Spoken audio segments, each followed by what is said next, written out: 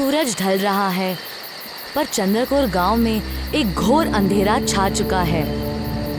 अयान के पापा अपने बेटे का भूतिया रूप देखकर थर-थर कांप रहे हैं। डर के मारे वो गांव लौट आए हैं ताकि लोगों को वो भयानक सच बता सके।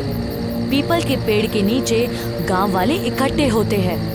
अयान की रूह कस्बे में घूमती है। मैंने अपनी आंखों से उस रूह को देखा। अयान का जिस्म कब्र में नहीं है, वो जिंदा हो चुका है।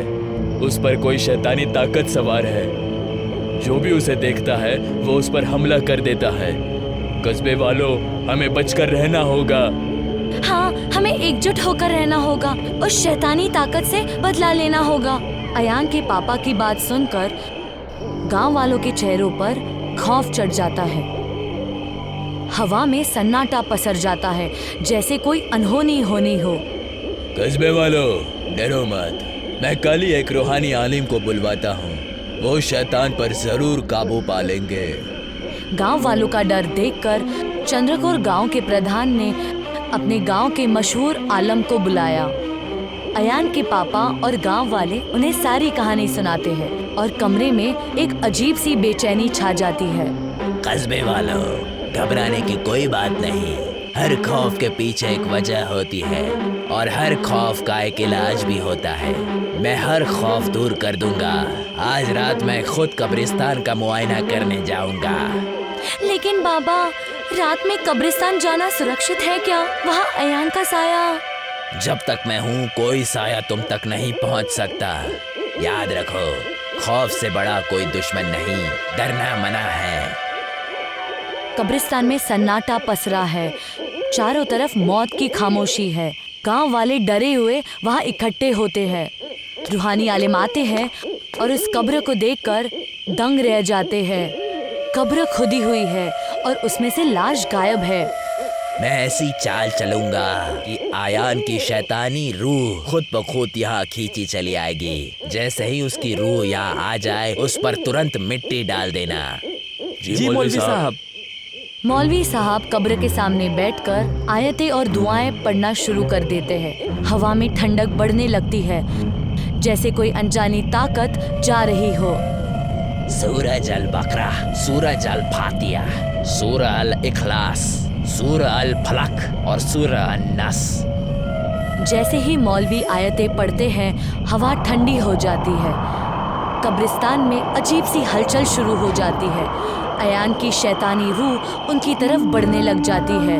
गांव वाले कांपने लग जाते हैं और हवा में चीखों का शोर गूंजने लगता है। कस्बे वालों, डरो मत। अयान की रूह चीख सकती है, अजीब हरकतें कर सकती है, लेकिन तुम डरना मत। अयान की रूह रूहानी आलिम की तरफ बढ़ने लगती है। आलिम उस पर पवित्र पानी छिड़कते हैं, लेकिन वो नहीं रुकता है। वो आलिम के पास पहुंचकर उन पर हमला कर देता है और उन्हें मार डालता है। आलिम को मरा देख गांव वाले डर के मारे भागने लगते हैं और कब्रिस्तान में खौफ की चीखें गूंजने लगती है। याद करो, रूहानी बाबा ने क्या कहा था? डर हमारा सबसे बड़ा दुश्मन है। हमें डरना नहीं, इस शैतानी ताकत से लड़ना है। आलिया की बात सुनकर गांव वाले एकजुट होते हैं। अयान की शैतानी रूह आलिया की ओर बढ़ने लगती है। आलिया कब्रिस्तान में रखे फावड़ा उठाती है और रूह के सिर पर जोर से मारती है और उसमें से कीड़े निकलने लगते हैं। कीड़े पास की आग में जल जाते हैं और कुछ आलिया दीदी ने एक ही वार में शैतान को ढेर कर दिया। लेकिन इसके सिर से इतने कीड़े क्यों निकले? दिमाग में जो कीड़ा काट रहा था ना, ये वही कीड़ा होगा। गांव वाले अपने अपने घर की ओर बढ़ने लगते हैं। चंद्रकोर गांव में खुशी की लहर दौड़ पड़ती है, क्योंकि अयान के शैतानी रूप का साया जा चुका है। रात का सन्नाटा और चंद्रकोर गांव में खुशी का माहौल। गांव वाले पार्टी कर रहे हैं, लेकिन हवा में अभी भी कुछ अनजान डर छुपा हुआ है। अयान के भूत के चक्कर में इतना खौफ गया था कि पिछले 3 दिनों से घर में ही बंद था। तो आज पूरे दिन की कसर निकाल लो, जमकर पार्टी कर लो। गांव वाले नाच रहे हैं, गा रहे हैं। तभी आलिया और बाकी लोग दूर से कुछ साया आते देखते हैं। अंधेरे में चेहरा साफ नहीं दिख रहा, हवा में एक अजीब सी ठंडक लहर चढ़ती है। सारे गांव वाले तो यही हैं, तो ये लोग कौन आ रहे हैं? जैसे ही वो लोग पास आते हैं, गांव वालों के खून को जमा देने वाला सच सामने आ जाता है। ये वही लोग हैं जो 1-2 साल पहले मर चुके थे। वो देखो, रूहानी आलिम। इन्हें तो अयान के रूह ने मार दिया था ना, फिर ये वापस कैसे लौट आए? वो देखो, अजान चाचा, ये तो 10 दिन पहले ही मर चुके हैं। देखो इनका शरीर कितना बदल चुका है। वो देखो अमीरा, ये भी 20 दिनों पहले मर गई थी। ऐसा कैसे हो सकता है? इतने सारे भूत, इन लोगों ने हमारे पार्टी को हैलोवीन पार्टी बना दिया है। इतनी सारी चलती फिरती लाशें देखकर गांव वाले डर से भाग उठते हैं। भूत उनका पीछा करते हैं। गांव वाले अपने अपने घरों में जाकर दरवाजा बंद कर देते हैं। हवा में चीखों का शोर गूंज रहा है। आलिया भी अपने घर में बैठी है, डर और हैरान है। तभी उसके दोस्त मनोहर का फोन आता है। हाँ मनोहर, बोलो। आलिया, मेरी तबीयत बहुत खराब लग रही है। क्या हुआ, बता तो सही। ऐसा लग रहा है जैसे मेरा दिमाग आहिस्ते आहिस्ते काम करना बंद हो गया है। सर में बहुत तेज खुजली हो रही है। रुक, मैं आ रही हूँ, हॉस्पिटल चलेंगे। आलिया अपने दोस्त जारा के साथ मनोहर के घर पहुँचती है। वहाँ का मंजर देखकर उसका दिल दहल जाता है। मनोहर का सिर फटा हुआ है। उसके आसपास वही कीड़े रेंग रहे हैं जो अयान के सिर से निकले थे। जारा, अपना नाक और मुंह ढक लो। क्यों? वरना ये कीड़े अपने नाक में घुस जाएंगे और तुम्हारा वही हाल होगा जो मनोहर का हुआ। तुझे कैसे पता? ये भूत नहीं, ज़ॉम्बीज़ है। कीड़े लोगों को ज़ॉम्बी बना रहे हैं। पहले ज़ॉम्बी हमला करके लोगों को मारता है और फिर ये कीड़े मरे हुए के दिमाग में घुस जाते हैं और फिर वो भी ज़ॉम्बी बन जाता है। ऐसे में तो पूरा गांव ही खत्म हो जाएगा।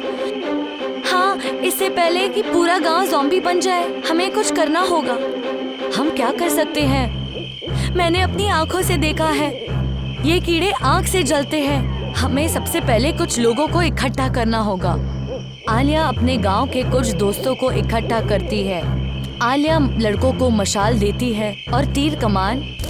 रात के सन्नाटे में उनकी मशालों की रोशनी एक उम्मीद की किरण बनकर चमकती है।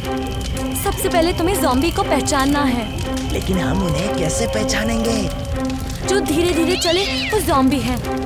जिसका शरीर सड़ा और गला हो वो ज़ॉम्बी है। जैसा आलिया और जारा ने कहा वैसा ही लड़के करने लगते हैं। कुछ लड़के ज़ॉम्बी को पहचानकर पहले तीर कमान से उसका सिर पर वार करते हैं। फिर कुछ उनके सिर को मशाल से जला देते हैं ताकि एक भी कीड़ा ना बचे। इस तरह वो पूरे गांव के ज़ॉम्बीज़ को खत्म कर देते हैं। जिसके बाद गांव वाले आलिया की सूझबूझ को देखकर उसे धन्यवाद कहते हैं। आलिया खुश थी क्योंकि उसने अपने दोस्त अयान की मौत का बदला ले लिया था।